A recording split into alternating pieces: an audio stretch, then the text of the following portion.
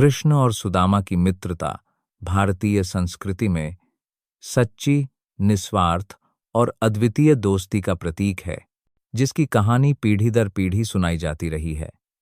यह कथा द्वारका के महाराज श्री कृष्ण और उनके निर्धन किंतु विद्वान मित्र सुदामा के जीवन से जुड़ी है। बचपन में दोनों गुरुकुल में साथ पढ़ते थे, जहां उनके गुरु संदीपन मुनि ने उन्हें शिक्षा दी। गुरुकुल में पढ़ते समय सुदामा का स्वभाव अत्यंत सरल और शांत था, जबकि कृष्ण हंसमुख, चंचल और सभी के प्रिय थे। लेकिन दोनों में एक दूसरे के प्रति गहरी आत्मीयता थी। एक बार गुरु माता ने उन्हें जंगल से लकड़ियां लाने भेजा। रास्ते में तेज बारिश होने लगी। दोनों भीग गए और एक पेड़ के नीचे आश्रय लिया। सुदामा के पास गुरु माता द्वारा दिया गया चिवड़े का थोड़ा सा भोजना था, जिसे वह अकेले खाने लगे। लेकिन कृष्ण ने देख लिया और बिना कोई शिकायत किए मुस्कुराकर सुदामा से आधा मांगा, जो सुदामा ने प्रेम से दे दिया। यह छोटी सी घटना उनकी मित्रता को और भी गहरा कर गई। समय बीतता गया। शिक्षा पूरी होने के बाद दोनों अपने अपने जीवन में आगे बढ़ गए। कृष्ण द्वारका के राजा बने और सुदामा अपने गांव में निर्धन ब्राह्मण जीवन व्यतीत करने लगे।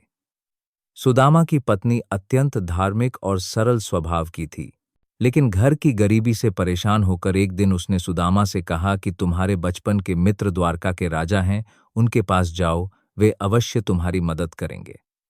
सुदामा मित्र से किसी स्वार्थ के लिए मिलना नहीं चाहते थे, किंतु पत्नी के आग्रह पर जाने के लिए तैयार हो गए। पत्नी ने उधार लेकर चिवड़े का एक छोटा सा पोटली बांधा, क्योंकि सुदामा जानते थे कि कृष्ण को चिवड़े बहुत प्रिय हैं। लंबा सफर तय कर सुदामा द्वारका पहुंचे। महल के दरवाजे पर उन्होंने अपने फटे कपड़े और थके शरीर के साथ प्रवेश मांगा। द्वारपालों ने उन्हें राजा से मिलने योग्य नहीं समझा, लेकिन जैसे ही कृष्ण को पता चला कि उनका प्रिय मित्र आया है, वे नंगे पांव दौड़ते हुए महल से बाहर आए, सुदामा को गले लगाया और आंखों से आंसू बहने लगे।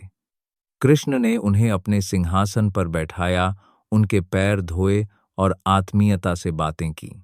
इस बीच कृष्ण ने सुदामा के थैले की ओर देखा और बोले, मित्र, मेरे लिए क्या लाए हो? सुदामा संकोच में थे, लेकिन कृष्ण ने जबरदस्ती पोटली खोल ली और प्रेम से वह चिवड़े खाने लगे, मानो उन्हें अमृत मिल गया हो। कृष्ण ने 2 मुट्ठी चिवड़े खाए, लेकिन तीसरी मुट्ठी लेने से रुक गए, क्योंकि उनके प्रत्येक मुट्ठी खाने से सुदामा के जीवन में सुख समृद्धि आनी तय थी और वे चाहते थे कि कुछ पुण्य भविष्य के लिए भी बचा रहे। सुदामा ने महल में रात बिताई, लेकिन लौटते समय कृष्ण ने उन्हें कुछ भी नहीं दिया, जिससे वे सोचते रहे कि मित्र ने कोई मदद नहीं की। किंतु जब वे अपने गांव पहुंचे तो देखा कि उनका जर्जर झोपड़ा एक भव्य महल में बदल गया है। चारों ओर सुख संपत्ति है, पत्नी और बच्चे अच्छे वस्त्रों में हैं और सब कुछ बदल चुका है। तब सुदामा को समझ आया कि कृष्ण ने बिना कुछ कहे ही उनकी गरीबी दूर कर दी।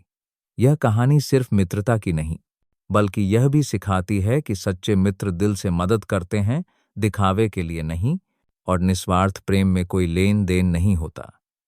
कृष्ण और सुदामा की मित्रता आज भी इस बात का उदाहरण है कि जीवन में पद, वैभव या गरीबी चाहे कुछ भी हो, सच्चा मित्र वही है जो हर परिस्थिति में अपने मित्र का सम्मान और प्रेम बनाए रखे।